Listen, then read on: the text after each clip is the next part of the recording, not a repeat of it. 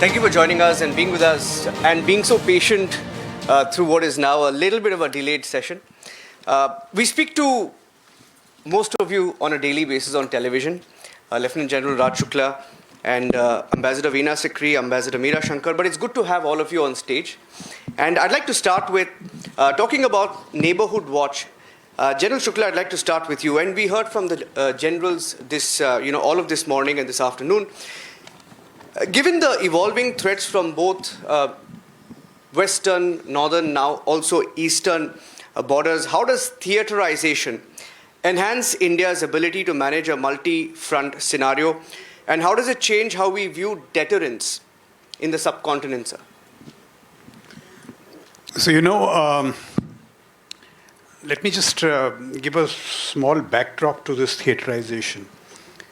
And then I'll make 2 to 3 points. This whole concept of theaterization evolved from the Kargil Review Committee report and the national security reforms that followed. And the key architect was, of course, Mr. Subramaniam. Now see, what did he say? He first spoke of a DIA, then he spoke of theater commanders, and then a CDS. Now, what was this trio supposed to do? The first and foremost, it was meant to take the Indian military out of its defensive crouch, start looking beyond LC and LAC. So the DIA was supposed to be modeled on the American DIA, who had a global, shall we say, visage. Now, if it is not global, in our case, it should at least be regional. And the three were to be meant to be executed together. So the DIA refashions how you look at intelligence from the military lens. The theater commanders, theaterization is not merely about air power. Air power is a speck in this whole larger debate.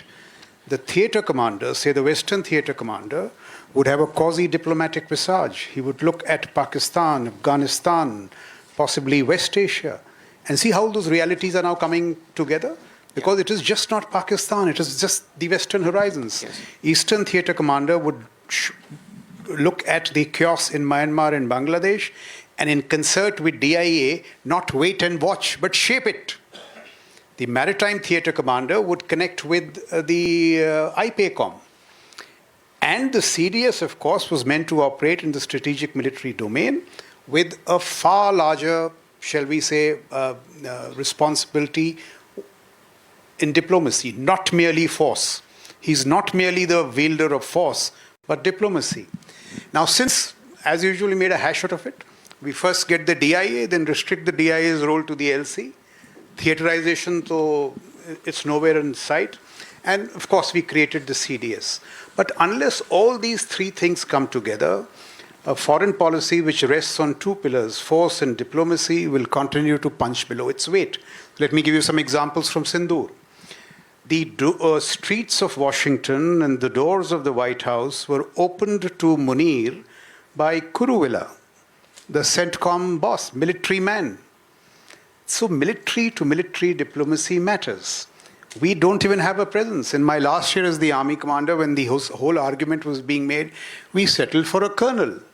A colonel cannot match Munir. A country of India's size, and shall I also say now, what we are getting Viksit and all that, all those ambitions we have, should have a 3-star in IPACOM and a 3-star in CENTCOM. It matters. I happened to be in Washington the same week that Asim Munir was there. The point was not that why he was lunched by Trump. He was the toast of all Washington think tanks. Our military diplomacy has regressed. Yeah. So the point is this, that, we ideate and then we fall back on all these issues. So theaterization has to be seen in that. Let me make just one more point. Sure. So this is how we have regressed. How has the world moved? Look at Ukraine. Mm-hmm. World War II, you hear of Montgomery, Patton. 71, you hear of Manekshaw. 65, Arbaksh. Who are the generals in Ukraine? Elon Musk, Alex Karp, Palmer Luckey. That is the reality. If you see what has happened, look at our whole Sindoor. BVR combat seemed to have stalemated. The two air forces are not able to close in. The only way, in my view, you can break out of this stalemate is, one is, of course, through stealth and air power, The other is in things like dronery. Does it surprise you that Ukraine, a country without an air force and a navy, has held a very formidable military power at bay for 3.5 years? There is, of course, the other model, the Israeli air power model, but then they get everything from the Americans. We do not get such stuff from the Americans. So the only way to break out of this stalemate is to invest in what I call fusion, not mere integration, but fusion, and in, say, dronery. So I'll just give you an example. Since there's no time, dronery has developed as a new aerial flank. This year, the Ukrainians are buying 8 million drones, more than the artillery fired last year. So I was here in the first session and I listened very carefully. The narrative was that we've done very well in Sindoor, to sab theek hai, thoda aur karna hai. I'm saying we did well in Sindoor, but we have to transform. We have to disrupt. It cannot be tinkering. Correct. It has to be, and so one last point I want to make. Please go ahead. So, in Ukraine, the reality is that artillery is challenged. The tanks don't move. I'm quoting to you Dave Petraeus, who says, Pehle all-arm maneuver was artillery, infantry, engineers. He says now it is 3 Russians moving in a golf cart because the tank gets hit, with 2 surveillance drones protecting him, and those 2 surveillance drones are linked to 3 strike drones. Yeah. So it is surveillance drones, strike drones. It is developed as a new aerial flank. You have to admit that. So if BVR combat has stalemated, should the army pitch for a new aerial flank in the forms of drones? Now, I know a lot of good stuff is happening, but not in that degree. So what has really happened in Ukraine is that the warfighter, the technologist, the entrepreneur have come together. So it is not theaterization. You've got to go all the way there. Yeah. And the theater of war and the marketplace have come together. And just one last point. Of course, the Chinese lead in this. The Americans have conceded. Det 201 is what? The order which Hegseth and Trump signed a month back. Yes. When the American military said that we cannot share data with civilians, with technologists, they said, all right, get them in as lieutenant colonels and colonels. They come as lieutenant colonels, the CTO of Palantir, this, that, and the other. And now you're sharing data. They have access to your ops rooms, all this stuff. Now, this is a wrong season to, speak of excess confidentiality with Ashley Tellis and all. But Eric Skimmett has got security clearances equal to the Chairman Joint Chiefs. Now, I'm saying India has to decide. One argument is that we have regressed from the days of Kargil Review Committee in terms of integration. We have not progressed. We have regressed. And look where the world has moved, in Ukraine. Now, between these 2 metrics, see where you are honestly. In my view, we are not budging. And we could pay fatal consequences. The consequences could be fatal. So we have to honestly see where we are in terms of what we ourselves articulated in terms of Kargil Review Committee and where the world has gone. So I think we really need not to tinker, but to transform. The point that General Bakshi was making, you have to disrupt. How do you disrupt? By creating combat overmatch with Pakistan. One part is defense budgets, inventories. All the rest is all these structural, cultural corrections, which you don't do. Jointmanship, all this stuff. This is budget agnostic. It is just thinking. And with China, it has to be technological innovation, what I call asymmetric deterrence. So the sum and substance of my argument, it is just not theaterization. Is it, do we wish to transform across domains? If we are going to become this military of the kind the Prime Minister envisages, Sudarshan Chakra, then we need to transform beyond measure. What we have done is mere tinkering. Great point. I'll take that forward, but Rakshita, to you. Yes, I think I'll just take it to Ambassador Veena Sikri. I think General Shukla was somewhere trying to, put the context of how military diplomacy also plays an important role here. And clearly, he feels that we have regressed. We have not made any progress. In your understanding and your experience in the world of diplomacy, ma'am, and what you've been observing that has been going the past decade, with the changing times, you feel that there has to be more stepping up, or you feel that there have been efforts in that area when it comes to marrying military and diplomacy? Well, I think let us first recognize that military and diplomacy are 2 sides of the same coin. This is absolutely important to recognize. We must not see them as separate. If we do see them as separate, that's the start of the problem. But if we see them as two sides of the same coin, then we know that both sides have to be equally developed. There cannot be an unequal development. You cannot think you're diplomatically prepared, but then your military is weak, is a disaster. But if you're militarily over-prepared, but your diplomacy is weak, that's an equal disaster. So I think that I would like to, in this context, because of the neighborhood, draw inspiration from our neighborhood first foreign policy. And I think that the neighborhood first foreign policy put this in context. We realized that South Asia is the least integrated part of the world. You know, we have in South Asia, our intra-South Asian trade is just about 5 to 7%. Whereas in groupings like ASEAN, it is 25%, the intra-ASEAN trade. And in groupings like the European Union, it is 45%. So you see, the question of trade and development, this builds your interdependencies. So if you have to be militarily prepared, but preparing for peace means that you have to have the interdependencies worked out. There has to be a commitment among the people of the neighboring countries, commitment to each other because of shared prosperity.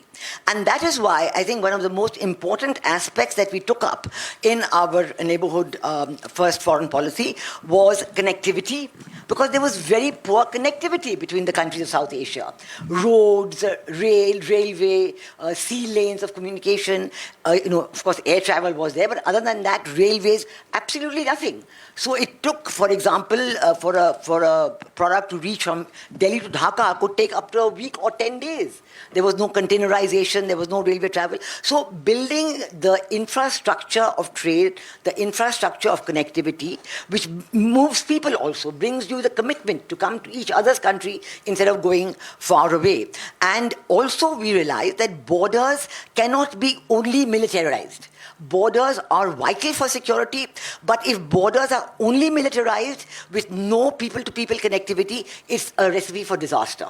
Because then the people move away and there are empty spaces where either illegal immigrants or illegal activities, drug smuggling, people smuggling, women smuggling, children smuggling, all that stepped in. So that is why the whole idea of the neighborhood first foreign policy is to blend the importance of security with the importance of living together. So we have in addition to building your connectivity, trade and development, you also have 5 principles that we are trying to develop for our neighborhood first foreign policy. These are Shanti, you want peace; Samvad, you want conversation, you want dialogue; Samman, you want respect. You must give respect to your neighbors, no matter how small or they are compared to you. You have to have complete equality and respect. There must be mutual respect, mutual sensitivity and mutual understanding. And then there has to be samriddhi, prosperity. Now the other person is not going to believe in you until he shares your prosperity, until he feels he has a stake in your prosperity. India cannot grow economically unless our neighboring countries believe in that prosperity, that if they share it, it's valuable to them. And the 4th is Sanskriti, our shared civilizational heritage. So these are the 5 principles on which all our programs are done. And I would like to say here that perhaps it is the success of India's neighborhood first foreign policy in the last 10 years that has drawn a lot of unwanted attention. Let me talk about India and Bangladesh, for example. I think this was perhaps, a copybook example, a successful neighborhood first foreign policy, a successful relationship built between India and Bangladesh for 2 reasons. First, the most important factor that under Sheikh Hasina, she recognized our security considerations. Now, this is where I come again to diplomacy and military interests being 2 sides of the same coin. Before her, I was there as High Commissioner when Khalida Zia was the Prime Minister, and she refused to recognize our security considerations. So whether it was the question of Northeast Indian insurgent groups, giving them support, giving them shelter, giving them training camps, it was very difficult. But once you had 15 years of Sheikh Hasina, when she said, your security concerns are mine, I don't want illegal insurgent groups here. For 15 years, there was no war, no illegal insurgent groups in the Northeast, complete peace, complete development. So we saw this, and side by side, Bangladesh got 6.5% annual rate of growth every year. because of trade, because of connectivity, because of cooperation, because of their access to the Northeast, and so on. But the moment this, I would say, this compact, excellent compact combination of diplomacy and security was broken, as happened last year when there was a regime change operation. No students revolt here. It was a clear and simple regime change operation. No spontaneity, no students involved. We've seen how we are going back to what it was when Pakistan was very active in Bangladesh under Khaleda Zia. So we see that unless you can build up and sustain your trade and development, your security interests are very seriously affected. And we're seeing this all over South Asia, right from 2022. In 2022, it was Pakistan and Sri Lanka. In 2024, it was Bangladesh. In 2025, it is Nepal. And in each case, it is a very deliberate regime change operation. But we've seen that in some cases, like Sri Lanka, the Gen Z came on the streets, but then went back to constitutionality. They went back to their parliament, they went back to electing a new president, and now they have a new government and doing very well. And we saw yesterday when Prime Minister Harini Anasuya, she's still here, she actually thanked India's neighborhood first foreign policy and says it is a great positive influence in the neighborhood. And she thanked us for all the help that we have given to the Sri Lankan government when they were in their dire economic straits.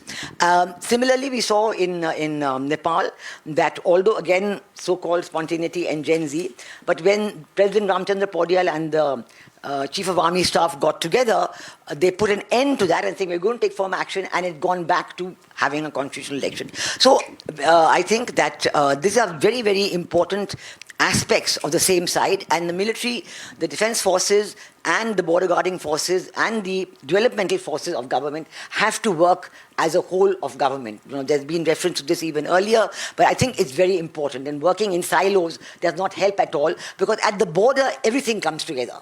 Every aspect of government and trade and defense all come together, and they have to be very carefully in tandem if we are to achieve our objectives and have a well-guarded frontier, but a safe frontier where people will want to cross over in friendship and live with each other in prosperity. Thank you, ma'am. Thank you for that opening statement. I want to take that forward with Ambassador Meera Shankar as well. Ambassador Sikri spoke about, I mean, both of you have served in Bangladesh. And looking at the immediate neighborhood, if I were to talk about the extended arc of interest, and the reason why I say that is you look at the situation in Bangladesh, situation in Nepal now, situation in Pakistan, situation in Sri Lanka. Ambassador, how would you define India's extended neighborhood? Should it extend from the Gulf to the Indo-Pacific? What are the strategic priorities within that arc, in your view, ma'am? I would define India's strategic neighborhood as extending from the Horn of Africa right to the Indo-Pacific. Because whatever happens in these regions directly impacts India. You know, India is Janus-faced. We look westward to the Gulf, and we look eastward to the fast developing economies of East Asia. So we have this dual-faced or dual geographical interest in both these regions. And we have to plan accordingly. Now, our our security policy in the extended neighborhood has to, help build a more balanced security environment for India in the face of China's increasing assertiveness and sometimes even aggression, as we have seen on our border.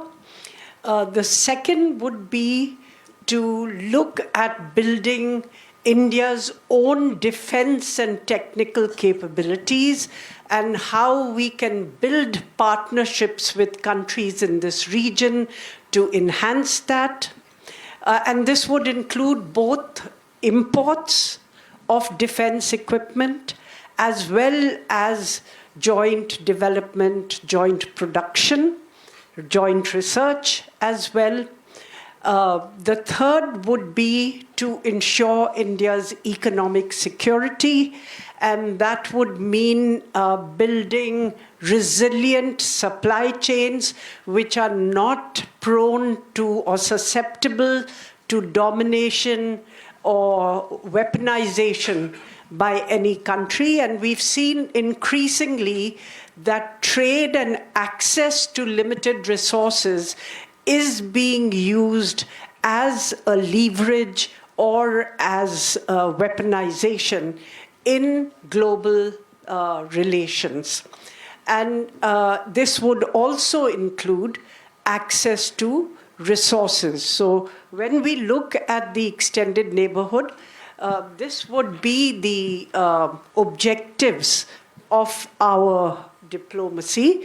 And finally, it would be also to build connectivity, because, you know, whatever connections we had, because India was the heart of the British Empire, and it had connections running westward to Aden, southward to Colombo, eastward into East Asia. But these connections were severed for political reasons as a result of partition. Now, for India, it's important to rebuild. How do we rebuild these connections? Yes, sea links remain. They were not severed. But land connectivity to East Asia certainly got impacted. Now you look at what India has been doing in terms of pursuing its policies. There are certain pillars, both bilaterally as well as multilateral groupings, which India has joined to help achieve these objectives. Multilaterally, we joined the Quad, and in the Indo-Pacific, and in the West, we joined the I2U2, the India, Israel, US, UAE grouping, which was intended to enhance security and peace in that region. The Quad didn't take on a specific military role because of India's hesitations, since we have China right on our border. But we did get into the area of enhancing maritime security cooperation, particularly sharing of information with regard to domain awareness in the Indo-Pacific. Other than that, there were initiatives on resilient supply chains, access to critical minerals. Australia, for instance, is a key source of critical minerals, but all the processing of those minerals is done in China, which has near dominance in that area. So now one of the agreements that we have signed with Australia is an MOU on critical minerals, and we are looking at joint development of those resources, joint investment, joint sharing of technology. Whether we are able to take it forward will depend on how business gets involved in pursuing these initiatives. Similarly, with regard to building defense capabilities, South Korea is the 10th largest defense exporter in the world. It aims to become the 4th largest by 2027. I'm not sure it will, but it has equipment, it has systems. And with South Korea, L&T has developed the Vajra howitzer, for which an order has been placed also for 100 howitzers by the Indian Army. So that's an example of co-production, joint development. And your challenge is going to be in terms of how we can expand this and raise this to scale. Similarly, with Japan, we have military exercises, training, etc. We signed an MOU on defense cooperation during the Prime Minister's recent visit. And in terms of co-production of defense equipment, they have helped to develop jointly a mast for the Navy. So this helps with regard to stealth and secure communications for the Navy. We are now exploring the possibility of orders and large-scale manufacturing of it for the Indian Navy. With South Korea, we also have an MOU on shipbuilding and are exploring the possibility of joint research or development of diesel-powered submarines, mine sweeping ships, and so on. So there is a whole range of areas where the technically advanced economies of Japan, South Korea could be very helpful and also enhance India's strategic autonomy, because you're constrained at the moment by having few sources of defense equipment. You have Russia, you have the US, you have Israel, you have France. And Russia has been engaged in the Ukraine war, so supplies are constrained. Israel has been engaged in the Gaza operation, so supplies are constrained. It leaves just France and the US. And you would want to have a larger basket of suppliers, and suppliers who are willing to help you build your capabilities. So recent visits to Australia and Japan, Australia by Rajnath Singh for the defense dialogue at the ministerial level, the first one, and to Japan by the Prime Minister in August, have helped to seal these partnerships and to take them to the next level. In Japan, Japan has committed $67 billion of investment in India over the next decade. That is one major outcome of the visit. It has also signed, MOUs on economic security, including working together for ensuring resilient supply chains and access to critical minerals. And the areas identified are semiconductors, pharma, artificial intelligence, and so on. So these are all critical areas. This is how, on the West, Israel is a key defense supplier, particularly for surveillance equipment on the border. And we've used mainly Israeli equipment on our borders. Secondly, we are also working with Israel on drones, unmanned weapon systems, artificial intelligence, and cyber security. In the May 25 cross-border, conflict, we used Israeli drones and missiles. The Barak 8 missile and the Harap kamikaze drone were part of the systems that we had deployed. So this is how you have to look at your security in a much wider arc. The immediate neighborhood is important, but you cannot allow yourself to be hemmed in by the immediate neighborhood and have to break into a much larger arc to be able to even balance the neighborhood and build your own, or achieve your own objectives to enhance your security.